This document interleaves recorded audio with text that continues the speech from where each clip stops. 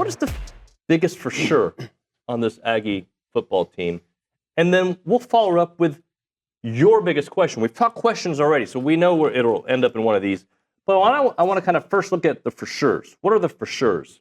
Le'Veon Moss. Well, I say that. Is he of course, for sure? He's got to be. If a healthy Le'Veon Moss is for sure a productive running back, one of the best running backs in the country, I believe. So if you're telling me right that beyond that, I'm going to say that the A&M running back situation that they have as much is elite. They have as much talent at running back, starting with Le'Veon and then Reuben and then Amari and then the two freshmen that look so good in the spring. The running back situation is as good as any in the entire nation. So that would be your biggest for sure. For sure is a healthy Le'Veon Moss is one of the best running backs, maybe the best. But in the What's country. your next for sure? If you had like I feel really, really good about. Well, I feel really, really good about the offensive line for the reasons we've spoke about so many times. You got 4 returning starters, full-time starters, plus Mark Naboo back, who was a starter before he got hurt. Mm-hmm. So you have good depth there. And, again, last year you were second in the SEC with that offensive line in rushing, and you were 4th in the SEC in sacks allowed. So not only are they experienced, they're going to be in their second year under their offensive line coach, and their second year playing together, so you got that cohesiveness, but they're proven. So I think the for sure then would be, the offensive line. I think it's going to be one of the best in the SEC. But I ask you, Olin. Yes. Why offensive line? Because I'm just going to throw this out there. You've got to respond to this, right? This is a back and forth. 4th and 1. 4th and 1. Again, that's where you got to go from being good at something to being, to being a good offensive line to being a great offensive line. You can't be a great offensive line if you can't just line up and say, we're going to knock you off the ball. Now, that said, at least one of the stops against Texas was on the tight end, not tackle to tackle. One, I can remember the center being pushed back. I'm assuming Naboo's going to be bigger. Plus, they have gotten physically bigger and stronger in the offensive line. I think they looked at that situation and said, okay, I'm talking about our strength and conditioning Tommy coach. Moffitt. We've got to get better there. And they are bigger. Working on getting him on the show, by the way. They are physically bigger. Yeah. And I'm assuming stronger. So those things. And quite frankly, you got to get a little bit more creative, too. Yeah. Do you have a for sure on the defense? Well, I feel really good about one corner. Okay. Will Lee, I think he's a for sure guy. I think you can rely on him. I'm not saying that, I'm not going to say Will Lee is going to shut down one side of the field and everybody's just going to throw to the other side because you don't want to deal with Will Lee. I'm not saying that. But I'm saying you're going to get good quality cornerback play from Will Lee for sure. Okay. So, and this is all understanding that everybody's healthy. Sure. And I would say maybe the second closest to for sure, but I'm not ready to go for sure, Cassius Howell. I'm hearing great things about Cassius Howell. And I'm the first person to say pump the brakes on Cassius Howell. Yeah, he did real well. He was one of the few on defense that played well in November. Yep. So he was outstanding in the bowl game, as I recall. Played well against Texas. But I thought he was a liability on run defense against South Carolina. Yep. So he's another one of those guys that's gotten bigger, and I understand, look, you've got to be this, and all the things I've been hearing from people inside that program, and I don't hear a lot because I don't have Billy Lucci access, right? Nobody does. Who does? But I've been getting really good reports about Cassius Howell. So I'm going to keep an open mind about Cassius Howell. All right. So I want us now to make a pot of gumbo, okay? Yeah. We're going to throw in the for sure's and the questions, yeah. Okay? And we're going to see which one do we feel better about. Uh-huh. So the questions, and again, not all of these are made equal, right? Because we may have questions about Marcel Reed, but they're not huge questions. I mean, they're questions, but they're not doubts, right? Some of these are doubts. Some of these are questions. Questions on the questions on A&M would be, can Marcel Reed take the next step? Can the defensive line create pressure? Can they cover? Can they cover? Okay. So let's throw them all on there, okay, in a pot. And then actually, let's measure our macronutrients, shall we? Let's measure. Which one weighs more, the for sure's or the questions? Oh, the questions, without a doubt. Because you didn't even mention, run defense, which was really, let's be nice, say inconsistent. So you didn't even bring that. And we feel really good. I feel really good about the receiver position because of the additions of Craver and Concepcion. Is receiver a question? Yes, until they actually do it here. Is receiver a for sure better group this year than last year? I think when I look at it on paper, yeah, they're a better group of receivers on paper. Now, let's transfer it to the field. But on paper, yeah, I think talent-wise, higher speed-wise, production-wise. And I'm a believer. It's not always the case. People get better in their second year in the saddle. Typically. Not always. We know there's a sophomore slump, right? And you can say that not just in football, in everything. I'm talking to you. In your job. The guy with the glasses? Yeah, that guy. You're in your job. Were you better at your second year on your job or their first year, right? Well, and then I'll follow that up with if you care. If you care. Right? If you put in the work, I'm a big believer. You put in the work, you will get better. Even if it's not great work, a little bit of work, consistent work, a little bit of consistent work will go a long way. And if you care, if this is your love, if this is your life, you will be better. You understand what the job requires. Marcel will be better. I'm very confident. I can't say I'm without a doubt, but I'm extremely confident that the Marcel Reed of 2025 will be significantly better than 2024 just because he has the experience. He's been the starting quarterback, all off season. He knows it's his job, and he's going to do what it requires to get better. Yep. But then the question is, well, we have history, David, and we can talk about Connor Wigman was supposed to be better. Yeah, he was. And Haynes King was supposed to be better. And Max Johnson was supposed to be better. Now, none of those were, Connor did start 2 years in a row, but missed significant time in between. The only one of those guys that you mentioned that we actually saw with our eyes playing for A&M that we expect to get better was Connor Wigman. Because we had seen... Until year 3. I'm going to tell you something. I saw Max Johnson play at LSU, and I always thought, he's all right, except when he played A&M, right? What do we always talk about? A&M's the team that you get healthy on. Yeah. He had that one pass against A&M, saved that. Well, he had more than one. He had that one drive against A&M. But that one drive was... But he had that drive. Yeah. And he saved them, right, in that game. Other than that, I always thought Max Johnson was all right. He was all right. And we never saw Haynes. No. I've seen a lot of him at Georgia Tech. Kind of impressed with him there. He's all right. Yeah, he's been good. I mean, he's not what he was hyped up to be even here. But if he would have been that here. If he was that guy at Georgia Tech here, it would have been a lot better. He would have been here for many years. So, but here's the biggest difference in all this. We always talk about losing your starting quarterback, right? Yeah. Because that's been the story. But how often have they finished the season with a consistent quarterback? This is the first time in forever.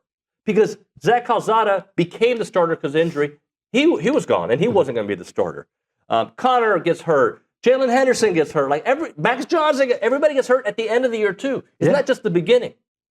Marcel finished the season. He did.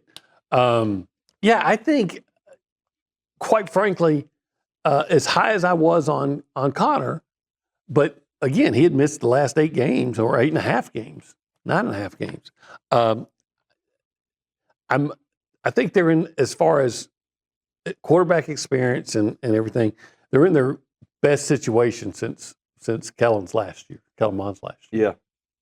But again, I think because every year that I've been here, we've pointed at things. Like in retrospect, of course the offensive line wasn't very good in 21.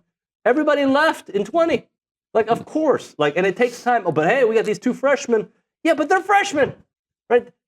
If your freshmen are your best offensive linemen, that's typically not good. In a perfect situation, if a freshman plays in the offensive line, he's going to be a high draft pick eventually. He's just so incredibly talented, like Kenyon Green was, that you just can't keep him out of the lineup just because he's that talented. And maybe that'll be the case with Chase Pasantes.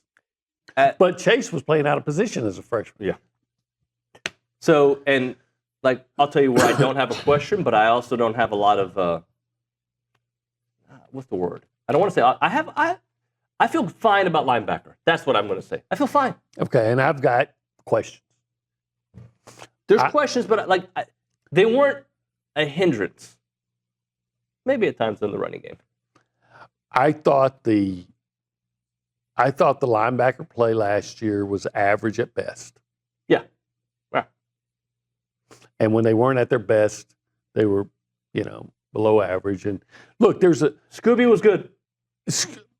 I said the second best individual game on defense played all year was Scooby Williams against Mississippi State. He was freaking amazing in that game.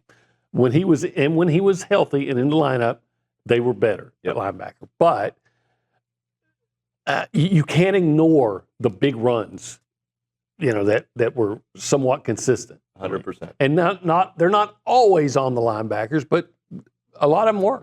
So I've got some comments for you all. Okay, so, I've got some responses.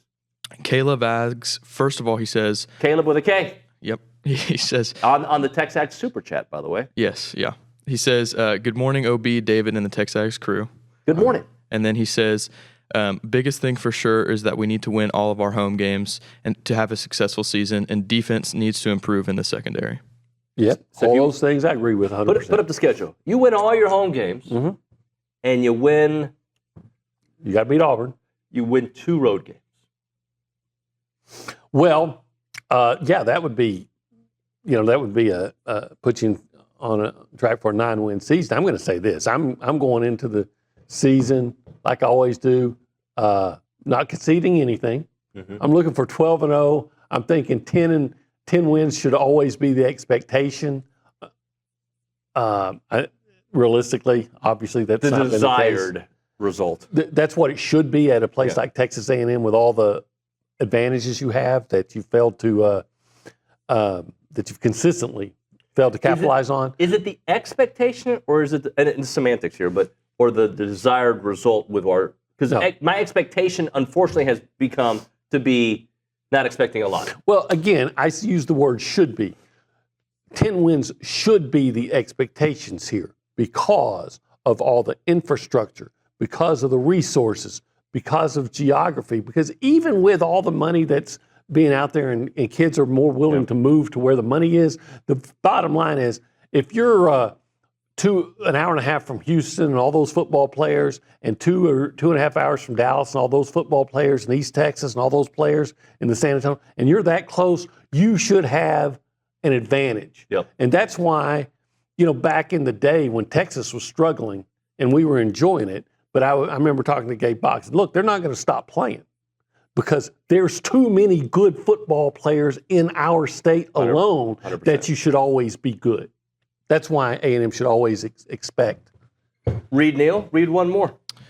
So Caleb Aggs then again asked, my biggest question is how improved is Marcel and the wide receiver connection? Will tight end open up and receiving?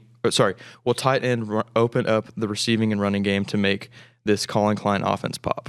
I've said this before, OB, and it's not a popular take, okay?